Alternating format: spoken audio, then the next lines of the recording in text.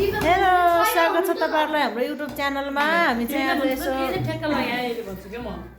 आज हाम्रो विशेष पार्टी रहेको छ यहाँ। समोसामा तातो तातो सिल्ला एकदमै पुसमाको महिनामा हामी चाहिँ हेर्नुस् है, यहाँ देखाइदिन्छु भाउजू। हेर्नुस् यहाँ सिल्ला केबाट बन्छ र सिल्ला भने बुझ्नुहुन्छ कि बुझ्नुहुन्न केबाट बन्छ रे सिल्ला?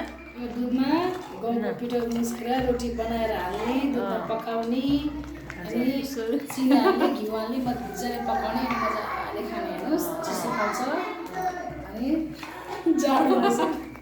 हेर्नुहोस् हेर्नु सिल्ला देखाउँदैन नि सबैले तातो बनाएर खानुहोस् है। ल म त खाइसकेँ। हाम्रो पाक्दैछ हाम्रो पाक्दैछ। यहाँ चाहिँ कान्छी भाउ चाहिँ यहाँ चाहिँ रोटा खै कहाँ छ रोटी यही सकर बस्दै खाँदै है। हाम्रो अर्ग्यानिक भाषा हो रोटा। तरकारी देखाउनु अब तरकारी कहाँ छ त? खै हेर्नुहोस् है, यहाँ केरमको तरकारी है। हामी चाहिँ यसरी आज विशेष तरिकाले आज बनाइरहेका छौँ। यो चाहिँ यस के छ त भनाइ? कस्तो लाग्छ सिल्ला? कस्तो मिठो। केबाट बन्छ रे सिल्ला भन्छ एकचोटि? रोटीबाट त होइन है, गहुँको पिठोबाट बन्छ। त्यसको रेसिपी योगेश दाहालबाट अर्को च्यानलमा आउँछ है त अर्कोचोटि।